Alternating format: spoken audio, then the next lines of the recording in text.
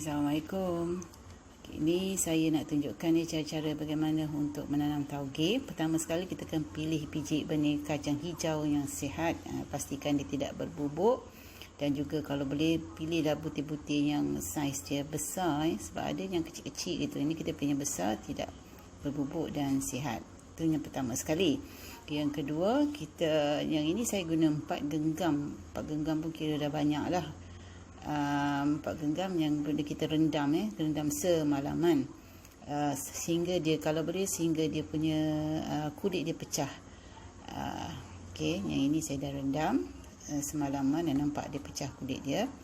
Okey, dan ini adalah sebanyak lebih kurang 4 genggam. Okey, antara alat yang kita guna ialah raga, kemudian kita guna jaring, dan juga yang kain merah tu ialah kain flanel dan juga tuala. Okey, kita basahkan tuala dan juga kain-kain flanel tu, itu sangat penting supaya biji benih tu nanti akan dapat serap air untuk pertumbuhan dia. Okey, dalam raga yang bulat ni raga ni agak kecil. Saya tak guna raga yang besar sebab saya tak nak buat banyak. Kita letak dulu kain flanel tu, kemudian jaring. Jaring ni bolehlah beli kat kedai hardware. Okey, nah kain flanel ni saya beli kat Shopee je lah. Ataupun kalau tak ada, kita boleh guna tuala saja. Okey, kemudian kita letaklah biji benih tu sebanyak 2 genggam. Kita rata-ratakan dan jangan terlalu rapat ataupun jangan terlalu jarak, elok-elok je lah dia sebelah-sebelah itu satu lapis, dan saya nak buat 2 lapis. So saya letak lagi kain flanel dan juga jaring, dan saya habiskan lagi 2 genggam. Rata-ratakan supaya dia tidak bertindih dan elok je. Okey, tu cucu saya, dia pun sibuk juga nak menanam tauge. Okey, bila dah siap, kita letakkan dalam mangkuk mangkuk tu untuk tadah air yang menitik, dan kemudian kita masukkan dalam plastik hitam. Okey, tujuan kita masuk dalam plastik hitam ni untuk memastikan tidak ada daun yang keluar. Kita cuma nak tauge, bukan daun dan letakkan tempat dalam almari yang gelap ke atau mana-mana lah, asalkan tak kena cahaya matahari.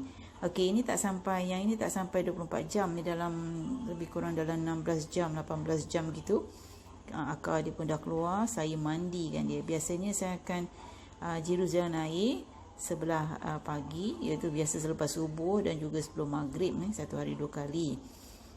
Tujuan dia untuk memastikan kain flanel tu sentiasa basah dan juga untuk mengelakkan daripada dia membusuk. Okey, kita ulang semula. Kita letak tuala yang basah tu untuk jadi sebagai pemberat, dan kemudian kita letaklah dalam plastik hitam. Kita tutup rapat-rapat dan kita letak tempat gelap sekali lagi. Seperti biasanya itulah, kalau kata orang buat komersial, biasa dia letak dalam tong hitam yang besar.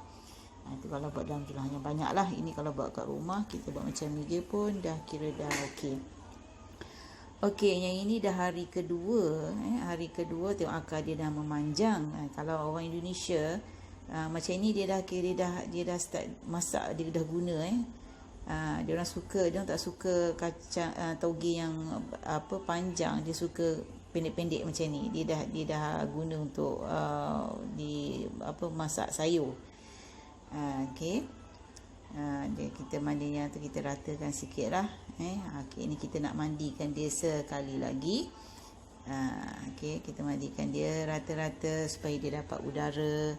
Yang keduanya supaya nak mengelakkan dia daripada menjadi busuk. Okey, kalau di Malaysia ni biasa kalau diorang masak lauk rawan, dia akan guna tauge ni sebagai ulam dia. Diorang tak suka tauge yang panjang-panjang, pendek-pendek macam ni. Tapi kalau kita kat Malaysia ni, kita sukanya lebih panjang lah. So kita basuh dulu. Kemudian kita akan ulang benda yang sama. Okay, kita letak dalam yang ada lebih-lebih baki air tu, kita buang dalam mangkuk tu, dan kita letak semula dalam mangkuk, dan kita ulang balik lah. Letak tuala yang basah tu. Tuala tu kalau boleh kita basahkan semula. Kita tutup rapat-rapat dan kemudian kita letak dalam plastik hitam lah sekali lagi. Okey, ini dah hari yang keempat. Hari ketiga atau keempat lah biasanya kita dah boleh nak tuai. Cantik gitu. Okey, gemuk dan juga dia melegak macam tu. Dan kita dapati akar dia melekat dekat kain flanel dan ataupun kain jaring. Okay, ini memudahkan kita untuk mengguntingkan dia. Jadi bila kita gunting tu tak adalah kita perlu nak petik lagi akar kepada tauge tu. Okay, kita gunting sampai habis lah. Okay, dan ini adalah hasil daripada 4 genggam kacang hijau. Boleh dikatakan dapat banyak jugalah, satu mangkuk ni kita dapat. Jadi cukup orang kata puas lah, dan yang bestnya sebab kita dapat toge yang betul-betul segar. Kemudian yang ini toge ni kemudian kita rendamkan, kita nak asingkan akar dengan kulit dia.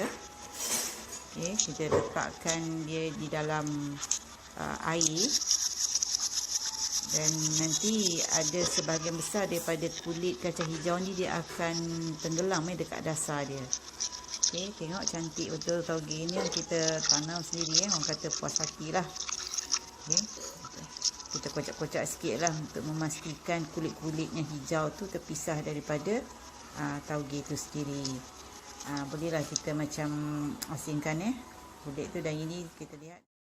Okey, ini toge yang dah siap, cantik gitu. Okey, selamat mencuba.